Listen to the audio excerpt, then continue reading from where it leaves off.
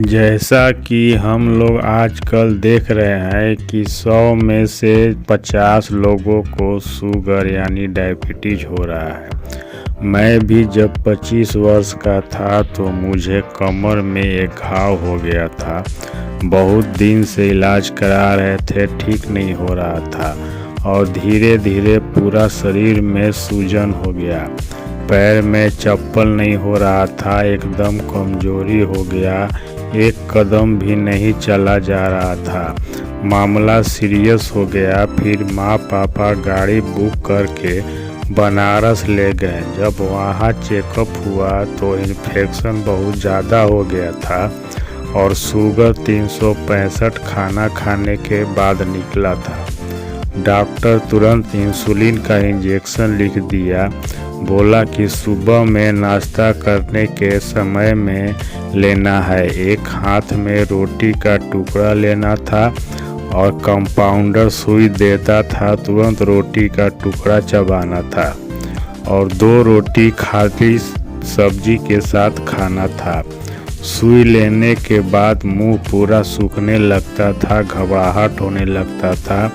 माँ डॉक्टर को बुलाती तो डॉक्टर ग्लूकोज घोर कर पीने के लिए बोलता था। समझ में नहीं आ रहा था, इंसुलिन भी देता था और ग्लूकोज भी पिलाता था। फिर किसी तरह वहाँ से भागे और पटना आए तो वहाँ का डॉक्टर गोलियाँ लिख दिया सुबह खाली पेट खाने के लिए। खाना में पूरा परहेज था, जिंदगी दुर्लभ हो गया था।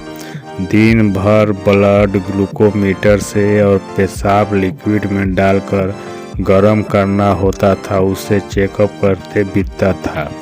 तरह तरह का बात सुनकर डर सा बन गया था। शुगर से किडनी खराब होता है, आँख खराब होता है, इसी तरह चलता रहा। कभी कोई डॉक्टर तो कभी कोई डाइटिशियन तो कभी कोई। सुबह तरह तरह का योगासन, मतलब कहिए मत, क्या डरावना वो दिन था।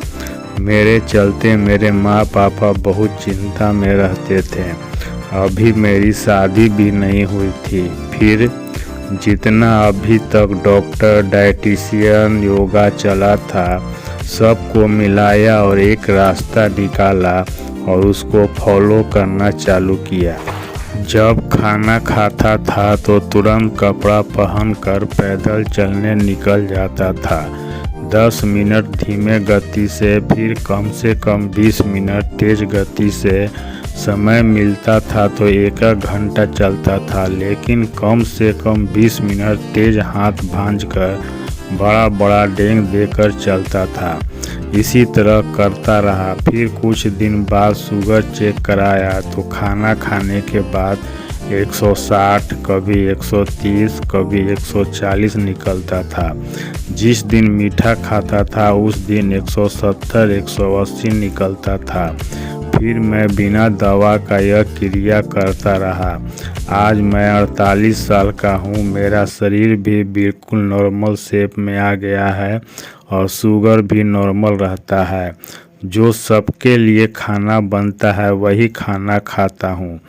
होता क्या है कि जब हम खाना खाते हैं तो वह खाना जगह पर पहुँचने में 1 से 2 घंटा समय लेता है और धीरे धीरे उसमें से मिनरल निकलता है, जैसे sugar, calorie, cholesterol, fat, protein, vitamin etcetera etcetera. और जब हम फिर खाना खाते हैं तो पहला खाना में से अभी तक मिनरल निकलते रहता है, फिर दूसरा खाना में से निकलना चालू हो जाता है और सबका मात्रा बढ़ने लगता है। अब हमारे तरीका को देखिए। जब हम खाना खाकर 10 मिनट धीमा चलते हैं तो खाना चलने के कारण 10 मिनट में अपने गंतव्य स्थान पर आ जाता है और लीवर की चक्की में पीसना चालू हो जाता है। फिर उसमें से सब मिनरल निकलना चालू हो जाता है। जब हम तेज चलना चालू करते हैं तो जितना शरीर को ज़रूरत होता है वह रख लेता है और बाकी जो बचता है वह तेज चलने के चलते शरीर में इकट्ठा होने के बजाय पेशाब और पसीना के माध्यम से बाहर आ जाता है और शरीर हम लोग का वही मिनरल रखता है जितना उसको चाहिए।